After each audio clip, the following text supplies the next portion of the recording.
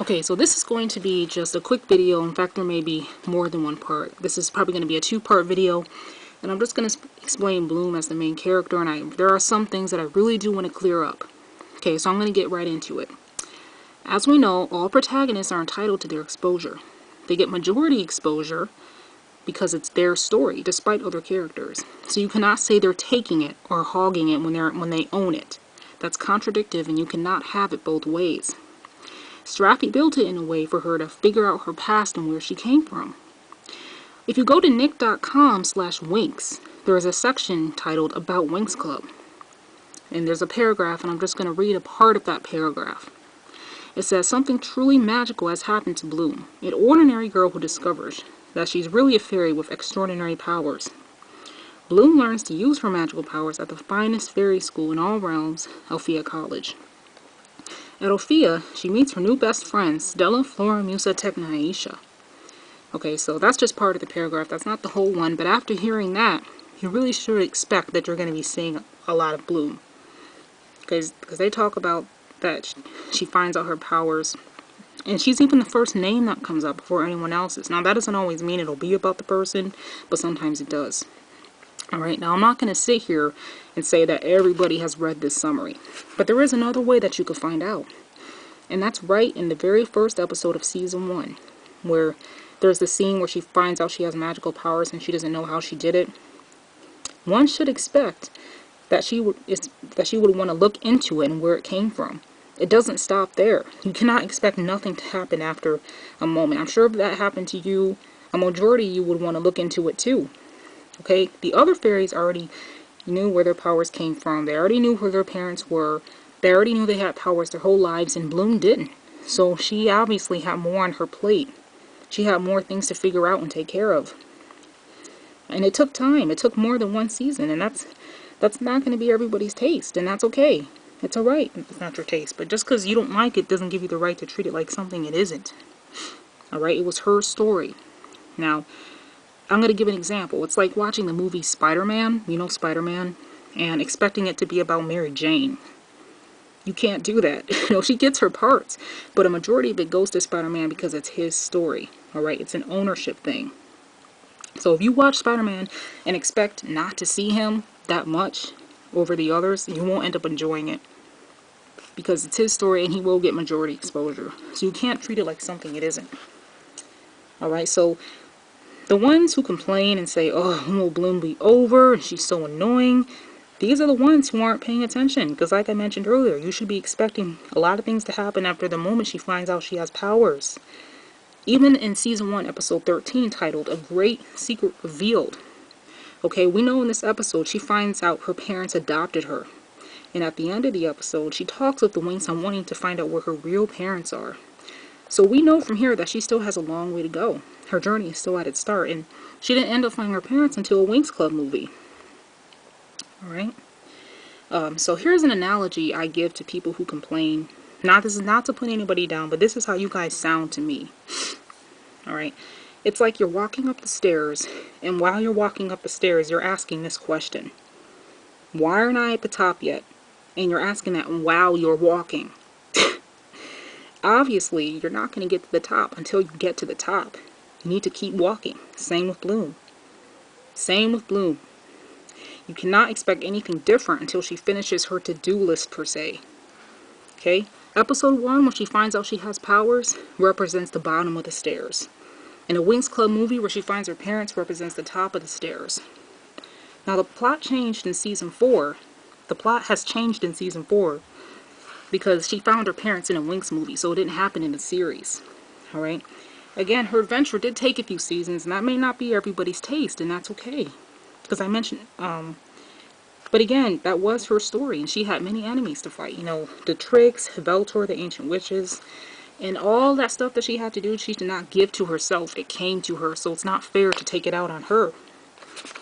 If the Ancient Witches wouldn't have destroyed her planet when she was a baby, Daphne wouldn't have brought her to Earth, and therefore she wouldn't have to go through this whole, on this huge adventure to figure herself out. So it all goes back to the witches. It's their fault. They started all that mess, and it's not fair to blame Bloom. In Season 3, we all know her exposure comes from the fact that Veltor, another enemy of hers, you know, goes after her. Personally, I don't think they should have given her that many enemies. So anyway, the plot changed in season 4. We know that was about Roxy. Now I'm going to go up to season 5, episode 3, titled Return to Althea. And this is when Miss Vergonda turned around and told Bloom to ask her sister Daphne about Cyrenix. This was probably another frustrating moment for people. But again, like I said, apparently, you know, she still had to do something. She did not get this for no reason.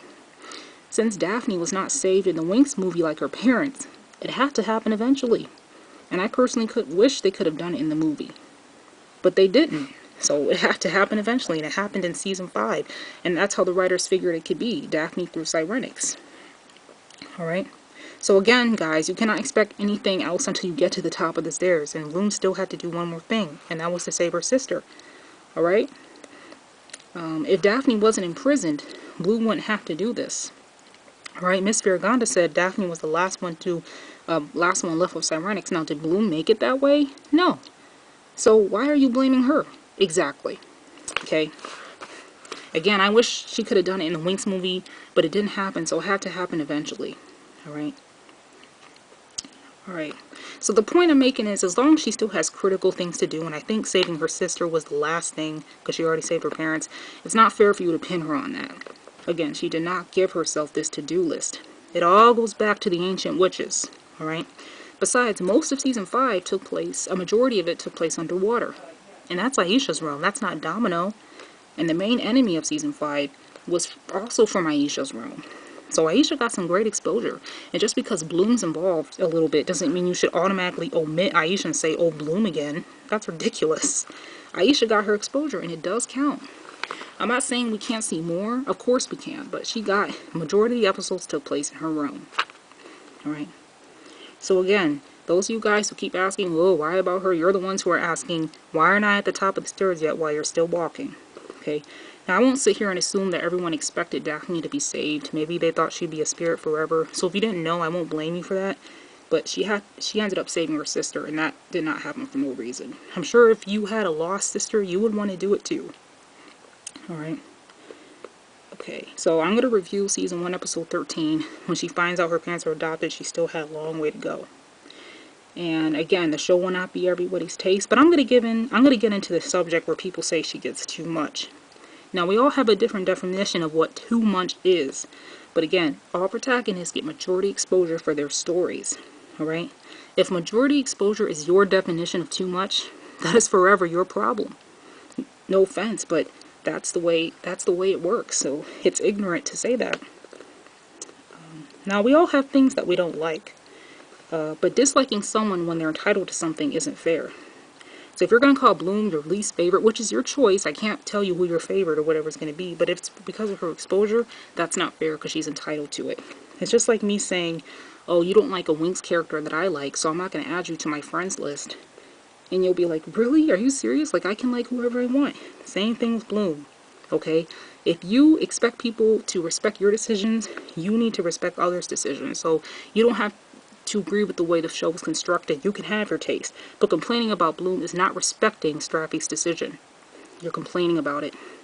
To be fair, you can at least say, oh, I wish her story was shorter, or I wish she had less things to do so it could take up less time. I wish she could have gotten everything done at a quicker pace. I wish they could have made it happen faster. That's what you do. That way you're being fair. Alright? Let's see. Again, if something's happening and you don't know why, because we all run into that, check yourself first before pointing fingers. Because if you're seeing Bloom a lot, there's obviously a reason about it. You know, everything happens for a reason. Don't assume it's not your fault you're annoyed all the time, because sometimes it is our own fault why things happen. Alright? Let's see. And again, just because the show isn't your taste doesn't mean you should treat it like something it isn't. You know, that's arrogant. That's haughty. Winx Club is not your show, and it's not up to you the way it should be. Okay? Now, let me go back to the comment of her getting too much exposure. I already told you, majority goes to her, so too much is ignorant. But I will say there were some scenes that she got that did not have to do with her past, that could have been somebody else. And I'm going to give 3 examples. I'm sure there could have been more, but I'm going to give 3 examples. Season 1, episode 15, called Pushing the Envelope. In the middle of the episode, there's a scene of her and Daphne underwater. Now, this can only be Bloom, because Daphne's her